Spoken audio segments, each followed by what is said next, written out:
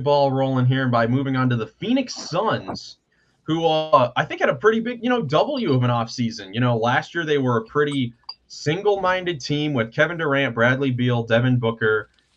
Very strict isolation team, scoring team, mid-range team. Not many point guards, not much center depth on that team. Their only real loss this offseason was Eric Gordon. He went to the 76ers, and they signed 2 point guards, Monte Morris, Tyus Jones, two of the best backup point guards in the whole NBA. And they got themselves Mason Plumlee. They actually have a backup center. That's definitely an upgrade over Drew Eubanks. So I think they had a pretty successful offseason. I could say they're over under right now is 46.5. We can kind of mention that if we want to with any of these. But Jackson, we'll start with you. What is your big question about the Phoenix Suns heading into the season? I think it's still, can Beal produce enough to make paying him 50 M's worth? Like, not even like produce enough to match what being paid 50 million is worth, but like even just like playing to like someone who's worth like 30 million. I think that's a big thing. He needs to play like that star, like that 21 plus point per game. I think that's all they need from him score, because Book and KD will do the rest. Booker, I think, got way better this offseason just from his Team USA experience, showing why he's like that he's been working on his defense. And Kevin Durant's still Kevin Durant. I mean, I ranked him low in my top 50, but like also, I mean, it's Kevin Durant.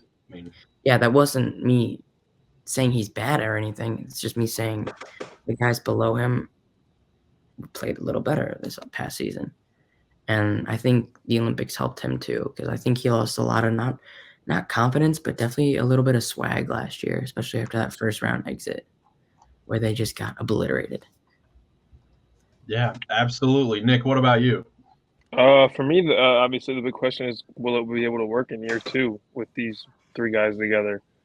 I'm going to be looking for like health and how we said about the Clippers, like consistency from their roster. Like we've seen them play very well against good teams, but also like not be able to be on the court and then stink it up versus bad teams. So, I would love to see them go 16-0 and have a hot start to the year, because another team that's competing up at the top of the West would be great to watch and enjoy. But, the bar's pretty high that they set for themselves. So they got to live up to that, and we'll see. Okay. Yeah, the Phoenix Suns, looking at their schedule as well, they have a schedule that's got a lot of in-the-middle teams potentially. When at the end of the season, we may look at this, start of the season and be like, man, these teams that the Suns played are all kind of in the middle there. They start at the Clippers in the Intuit Dome, then the Lakers, both games in LA, then home for Dallas, Lakers again, and the Clippers. They're playing 3 teams in the first 5 games. But they could they could start the season 5-0. They could start at 0-5. You just don't really know with this team. I think those are definitely 2. I don't think they'll start at 0-5. I'd be shocked if they start at 0-5. I mean, I don't think so. They didn't have him at the end of last year. He's a key rotation, like talking 6-man guys. Yeah, absolutely. Joey, how about you? Yeah, I think my question is, can the role players step up? I know about all these star guys, and we have big question marks about Bradley Beal because he just didn't have his best year, I don't think. But guys like Grayson Allen, who had a fantastic last year, Tyus Jones and Monte Morris need to step up. Okogie, Plumlee as the backup center needs to be a big help this year because they were just lacking in the big men last year. So I really think those role players just really need to like click and just support these star players as best they can. If they do that, I would go the over on that one. I'll be honest, I might have another hot take for this team. Oh God, I like these hot takes. I think I might have one as well. But Joey, what's yours? I think Devin Booker finishes in the top 5 MVP voting this year. Okay, I like that one a lot better than the other one. Like what Goglin said about his defense, and last year was his playmaking. He is turning into such a complete basketball player, and I'm absolutely loving it. and I think this year at least it clicks a little better for them, that even if they get a top 4 seed in the West and they just kind of flip-flop with the Clippers and get a top 4 seed in the West, I think he could definitely be in the running for it. Not saying he's going to win it, but at least top 5 voting. I think I don't know. is a big possibility. Top 4 would be tough because he'd have to have a Luka last year-esque season to be top 5.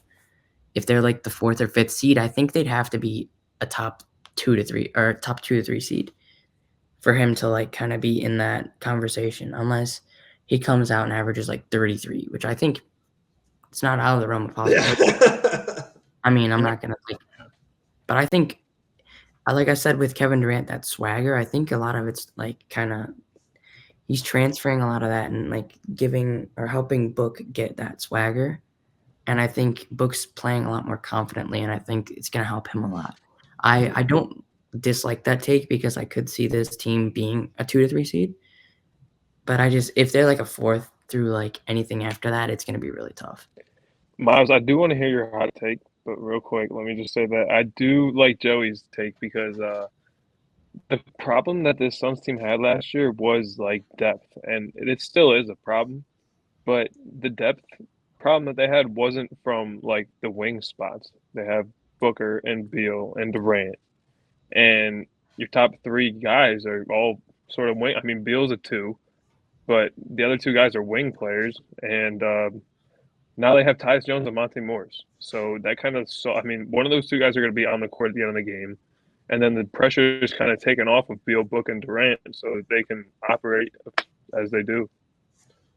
Yeah, I mean, Phoenix, if I had showed you this chart, last season, Devin Booker would have been the only point guard on this team. Mason Plumlee would have been gone. Their backup center was Drew Eubanks, as I said. So they definitely have improved. My question for this team is what is their starting lineup going to be? What are they going to do with their starting lineup? Because they have Beal, Booker, and Durant, of course. They need a point guard. That was their biggest problem last season.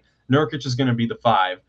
But is there enough, room for all those guys to coexist in the same lineup? Mainly talking about Beal, Booker, and Durant. That's what I mentioned this hot take a while ago.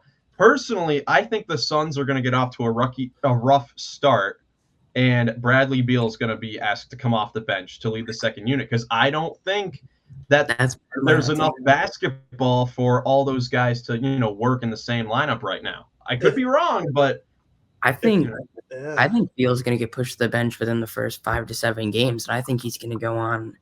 I think I could see him also being another contender for that 6th man of the year. And I think he probably is favored to win it if that does happen, obviously. Who would be the best bench player? Yeah, Miles Reed exists, buddy. I have a question. I was going to say, can I ask you a question? If Beal goes to the bench, since I'm assuming you're going to slide Booker over, or do you just put Grayson Allen up to the shooting? Well, I was going to say, how does it work? Who do you want to replace him if he moves to the bench? Okay. That's tough. I guess that'd be the only thing that's like against having, one of those other guys step into the starting lineup. Maybe Royce O'Neal for defensive purposes. Move KD down to small forward and Booker down to shooting guard. Okay. That's probably what I would do. Maybe Grayson Allen back there because, he was in it for all last year, had the best 3-point percentage in the whole NBA. So that's definitely possible. Because, the thing that I hope to see from this team kind of goes in that is I want this team to get up more threes. I thought that this team put up so many mid-range shots, and that's because, that's what their 3 best players are great at. But I thought that's kind of what hurt them in the Minnesota series because they could not get a lot of 3-point shots up, and because of that, they kind of lost the math problem there. I say it all the time how the NBA sometimes is just a math problem. If you're, already starting the game basically down 8-9 points because you're not getting up as many threes, that's already a huge disadvantage for your team. So that's kind of what I hope to see from the Suns is more 3-point attempts, and I think they will get that if they get less, isolation, out of the starting lineup. I think Okogie would just fit better. Like if you have Tyus at the 1, Booker at the 2, him at the 3, KD 4, and then Nurkic 5. I think because you got the 2 scorers, and I think even Tyus is an underrated scorer, and Nurkic can score you points if he has to. I think that I would go with that, like, so because he brings so much extra defense and length, and I think he's also, like, not the worst offensive player ever. I mean, he could be worse, but I think Royce wouldn't be a bad option. I think even if you want to experiment with, like, a Nasir Little type guy, because he's another one of those really, really good defenders who's just lengthy and block shots, can guard the perimeter if you need to. I think the thing with the Suns this year, why I could see them being a top 2 to 3 seed is because they have a lot more depth, and that was what they were lacking last year was depth. That's why teams like the Knicks and, like, the Timberwolves are so good because they have pretty decent. They at least had decent depth. I mean, the Timberwolves don't have crazy depth anymore, but that's different. Yeah, so Phoenix, they're definitely going to be relying on their depth a lot more this season, which is something I'm looking forward to. Actually, I forgot to update the roster sheet there. They decided to actually waive Nasir Little and EJ Liddell to give minutes to their rookies that they just drafted, Ryan Dunn and Oso Ighodaro, to try to get some minutes in there and try to get some more youth in there. So they're going to have some, opportunities to contribute next season. And at the very least, it provides the Suns some actual young players that they could throw in a trade if they want to get better. If we aren't calling him Special Agent Oso by, like, the 4th game, I'm gonna be disappointed. I think it's also Ighodaro. He's from Marquette. Ooh. So he's Dwayne Wade, basically. He's Dwayne Wade. All right, are you guys going over or under? I'm going over. I think I'm gonna hit the over. I'm confident in this team. Yeah, I'll go over as well. I just don't see, like, last season was very shaky for them. It was very shaky for them. There was a lot of inconsistent play.